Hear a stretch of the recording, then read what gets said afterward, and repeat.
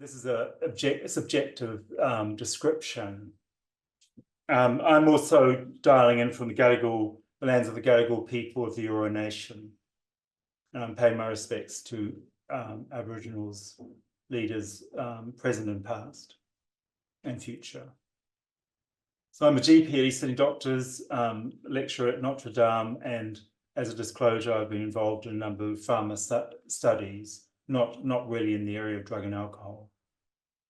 So the main topics tonight, some of the changing ideas about drug use, some new uses for old drugs, and also a focus on medicinal or medical cannabis. And we'll go through these now. So the word drug is really any medicine or substance which has a physiological effect when ingested or otherwise introduced into the body.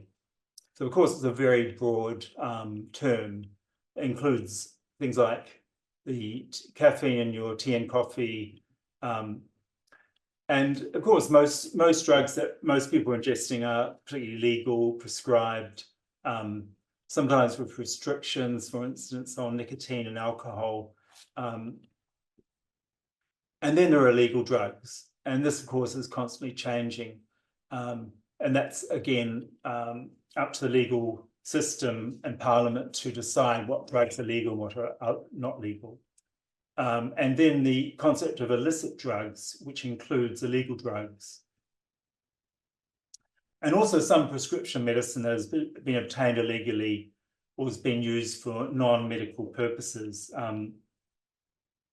such as opioid tablets, painkillers that are diverted, and also some other substances such as glue or paint thinner that people inhale. This is quite an old idea, but I think it's still extremely helpful. And I think this is the idea of the drug use spectrum. And there's various forms of this, but it really recognizes that all humans use drugs of various sorts. And these can be quite beneficial, such as the coffee we have in the morning, perhaps to get us going. And then the idea of also social use, such as low risk use, say having a beer with your friends after work, possibly having a joint on Friday night. So we regard these as low risk use. And then we probably all of us have had the experience of a higher use situation, such as binge drinking, drinking too much, getting into trouble, hopefully not smashing up your car. So these are higher risk use. And unfortunately, certain drugs like heroin, for instance, is very dangerous in the higher risk situation because it can lead to an opiate overdose, which can be fatal. And then on to the term addiction or substance use disorder or drug dependency happens with some drugs and alcohol. And this involves, the key issue is compulsion. So it's where a drug or alcohol or other substance takes on a central part of our life, and the idea it rules our life. And this also it's largely psychological, the compulsion, and the physical side of addiction or dependency is tolerance, where we need more and more of the substance, and withdrawal. So if we stop whatever it is, we feel physiological withdrawal. So this is particularly common with opioids, where withdrawal is very unpleasant, and also with alcohol withdrawal, which potentially is dangerous because of convulsions and such like. So this is, I think, an extremely useful diagram, which probably many people have seen something like this. This is actually from Wikipedia, but this is looking at all drugs and alcohol on two axes. One is the likelihood of harm. So up there we have heroin because of sometimes the first time someone uses heroin is that they die. So heroin's inherently very toxic. And you could add to this a lot of, obviously now we've got fentanyl in the US. Fortunately, fentanyl which is a very strong opiate, hasn't really reached Australia, which is very fortunate. And also prescribed opiates in overdose can be extremely dangerous. And then we've got dependency on the other axis. So we look at opiates as being highly addictive, or they tend towards dependency. And then we move down to things at the other end of the spectrum. It would be very rare for someone to become addicted to LSD, for instance. And we see that drugs like even ecstasy, MDMA, considered relatively safe and unlikely to cause dependency. Whereas a lot of prescribed drugs, such as benzodiazepines, things like Valium, are quite high risk for dependency, and also quite risky in overdose, because anything that shuts your breathing down can be highly risky if it's combined with other things such as alcohol. And another extremely useful diagram that people may have seen, this from a Lancet paper from a few years ago, but you see this all over the place. This is from a study in the UK, and given that we are just largely descendant of people from the UK, we have a similar interest in alcohol. So we can see that in the UK, alcohol is considered the most harmful medicine or drug. And this is made up of harm to the person, such as damage to the liver, and then also harm to the community from alcohol. This is quite relevant at the moment because there's a lot of talk about domestic violence, which is often fueled by alcohol use. And also obviously car smashes and other accidents, like Friday Night and Casualty, a lot of it's from alcohol, of course. And then next down the list is heroin. I was working around in the 90s when unfortunately we lost a lot of people from heroin addiction, heroin overdose. This is not quite as common now. Then crack cocaine is not really an issue in Australia, down to amphetamines, I shall talk a little bit more about, and then tobacco. So fortunately, tobacco use has dropped right off, but tobacco use is mostly a danger to the person themselves. And we go down the list. We might move on. But in Australia, fortunately, all governments have been quite supportive of the notion of harm reduction. And this is saying, well, we accept humans use drugs, and the health system wants to provide support to make drug use safer. So that's where we encourage people to smoke rather than inject, where there's an option, for instance, with crystal, smoking is safer than injecting. And then switching to safer drugs. So over many years, we've had opioid substitution therapy, where we offer long-acting versions of heroin, such as methadone and buprenorphine, because these are safer than continuing to use heroin. And also the fascinating issue about nicotine vapes versus cigarettes, which is a very hot topic at the moment. We'll talk a bit more about, and a needle and syringe exchange. And it's great that these ideas really have bipartisan support, unlike, say, the crazy Americans. So moving on to drug treatment, there's again a lot of interesting issues here. We've got really medications, and I think it's really helpful to think of medications used for drug and alcohol use. There's the idea of something that mimics what you're using. This is called an agonist. So this is mostly very well known in terms of heroin. So people who are using heroin, we offer them agonist therapy like methadone, which is very similar effect, but it has a long half-life, so it can be dosed once a day. And the idea of partial agonist, which is something similar, but also a blocking agent, and we've got buprenorphine, which fortunately now comes in a 1-month injection, so we can give people a depot of buprenorphine, and then they really won't use heroin at all, and they'll feel quite comfortable. So these are agonists, and antagonists is a blocker, and these aren't used that much.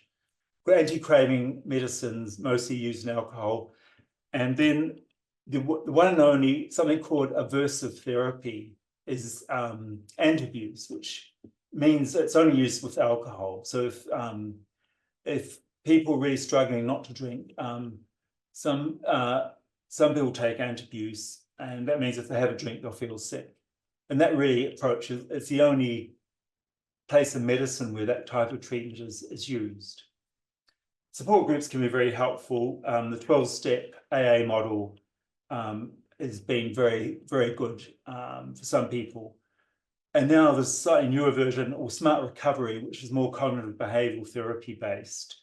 And that suits some people a lot better. And then obviously counseling, psychology, and inpatient care for withdrawal and rehabilitation, which can be very helpful in certain situations. This is a key approach to just about everything, is a readiness to change model. And I think individuals use this themselves, and certainly all healthcare services are built around this model. Sometimes thought to be like traffic lights.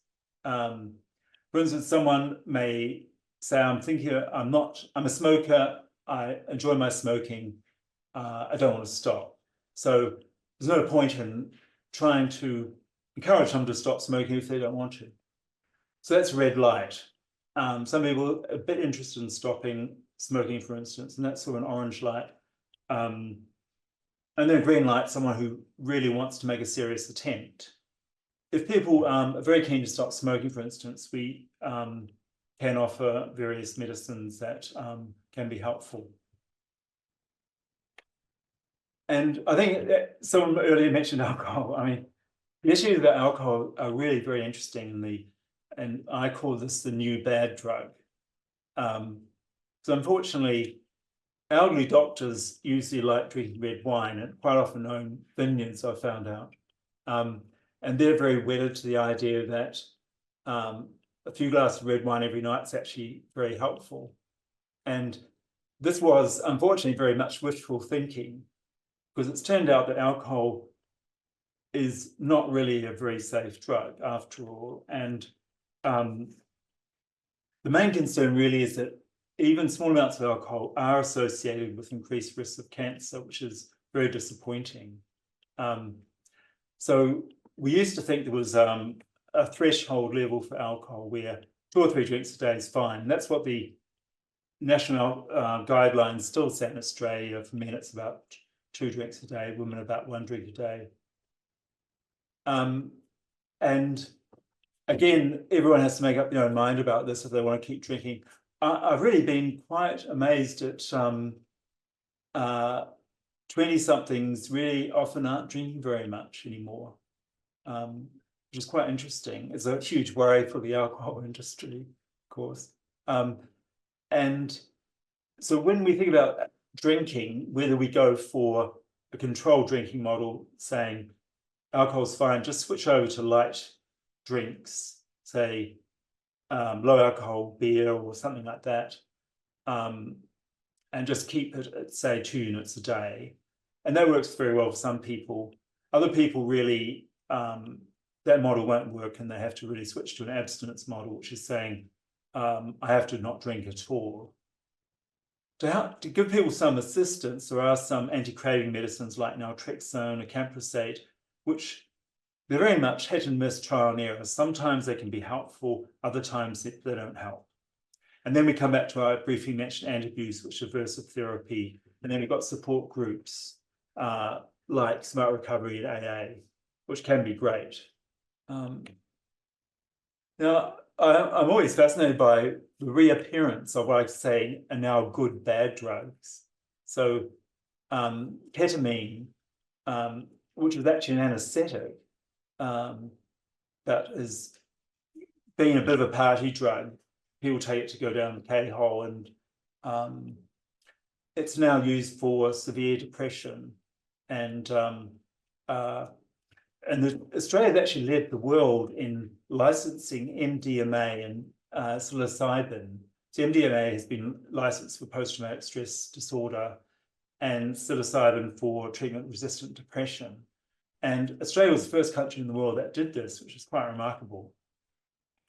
But these are still highly restricted drugs, and only a few doctors are currently prescribing them. But I think it's fascinating that finally, because of course MDMA was originally developed by a pharma company and was used for relationship therapy, which I think is quite fascinating because obviously in Sydney it was used a lot for relationship therapy in the 80s and 90s.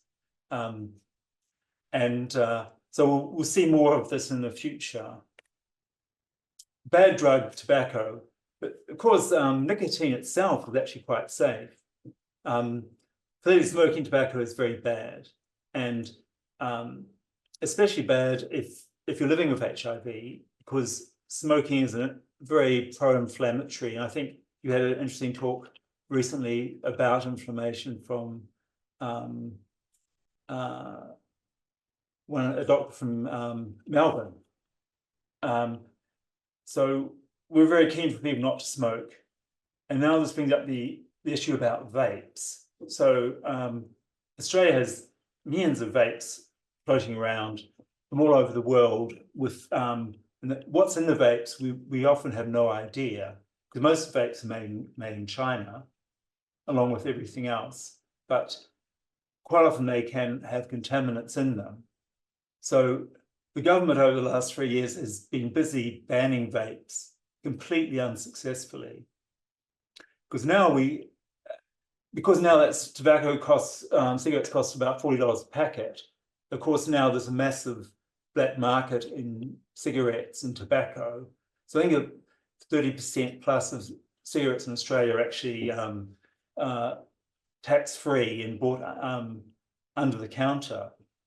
And similar with vapes, about 3 years ago, they said, oh, we're banning vapes and we're going to train all of the GPs in the country to prescribe medical vapes.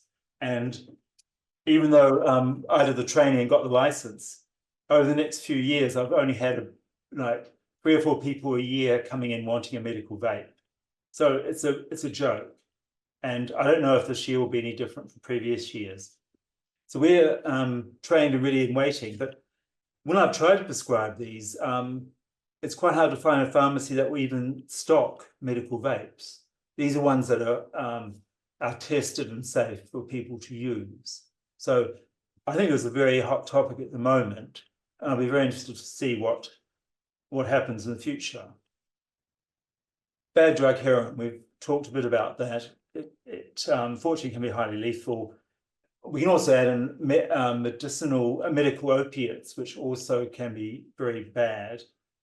I guess some people may have seen Dope Sick, which I thought was a great story from America. And that's streaming at the moment. That's certainly a really good story about how America messed up opiates so badly. And that the terrible behavior of pharma industry in doing that. We had a bit of that in Australia in the 90s from that same company, but fortunately we didn't go down as low as the Americans in terms of the disaster of medical opiates, but it's still a big problem. The crystal, again, is complicated because amphetamines do have a therapeutic use for ADHD. And attention deficit hyperactivity is becoming much more diagnosed in adults. And I have many older people presenting saying they finally realize that they do have ADHD, and often they do. Poor concentration, distractibility right through their lives. And sometimes we have to refer people off to be assessed and treated with, sometimes with amphetamines to control the condition. It can be very helpful. But smoking crystal or injecting crystal potentially pretty bad for people because of physical symptoms, relatively high level dependency, quite a lot of cardio. I originally used to think amphetamines was far safer than opiates, but unfortunately you do have quite a lot of heart trouble from amphetamines, and unfortunately psychosis, which can be very problematic. and more, and problems with people forgetting to take their medication, all sorts of things. Unfortunately, with amphetamines, we do not have established drug replacement therapy. There's no methadone currently or equivalent for amphetamines. At St Vincent's, they've done a lot of work on trying to find good drug replacement therapy, but so far it hasn't been terribly successful. So currently, the most useful and widespread approach is cognitive behavioral therapy. And St Vincent's has a very good stimulant treatment program which provides online and face-to-face treatment. And I refer people to the stimulant treatment program at St Vincent's, which you can easily access their contacts online. So now moving on to the drug du jour, medical cannabis. And really, if you go online, there's a remarkable number of people are actually now being prescribed medicinal cannabis in Australia, and maybe up to, well, 700,000 and last year. It's probably closer to 1 million people now who are using medicinal cannabis. It's quite remarkable. I started prescribing medical cannabis about 5 years ago, and there are only about 4 or 5 products. Now there are about 400 products. It can seem very confusing. This is just from the Australian database, looking at what are the main reasons people have been prescribed medicinal cannabis. So number one, not surprisingly, is chronic pain. I think this is still the number one reason. And many of the people I'm prescribing medical cannabis to are actually older people. And I've got some people in their 80s and 90s using medicinal cannabis because it's phenomenally safe.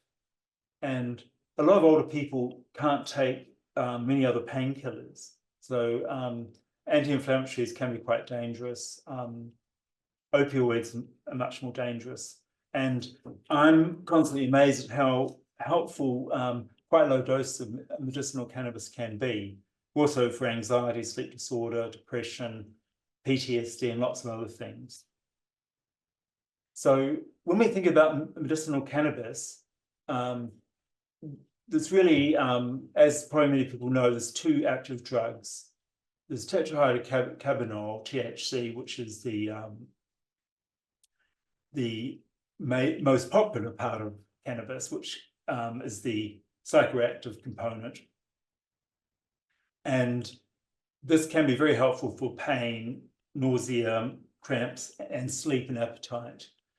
CBD, which is the other main active component, is definitely useful for seizures. In fact, for children, it's on the PBS for certain types of seizures. So it's been very well established. And I've got one patient with epilepsy where it's been extremely helpful.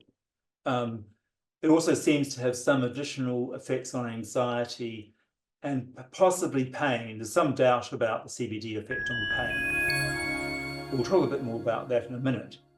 So you've got this issue about how much THC, how much CBD do you want in your medicinal cannabis product? And the other key issue is, do you want to go for oral or inhaled? So I guess it's no surprise that inhalation has a rapid onset and is useful for symptoms or that require a quick response. And oral is used for where you want a longer effect. And you can combine, often we do combine an oral with an inhaled. So inhaled really means smoking, but usually with a vaporizer.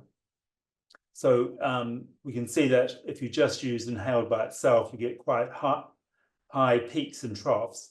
But if you combine it with say an oral, you then can have a more stable level. So again, just looking at this in a bit of detail, advantages and disadvantages of inhaled or oral. So again, looking at the oils, these are cannabis. One advantage of medicinal cannabis over street cannabis is that, you know, when it says it's 25% THC, it is 25% THC. The interesting thing is they're not, medical cannabis is not a lot cheaper than buying black market cannabis, but you know it's been grown carefully, it doesn't have pesticides in it, and you know the strength of it. I prefer to start people on sort of liquid or oils. These are drops that you just take it, say, if you want to go to sleep, you just take it in the evening, lasts about 6 hours. Good for sleeping and pain, and also it totally bypasses the lung, so that has some advantages.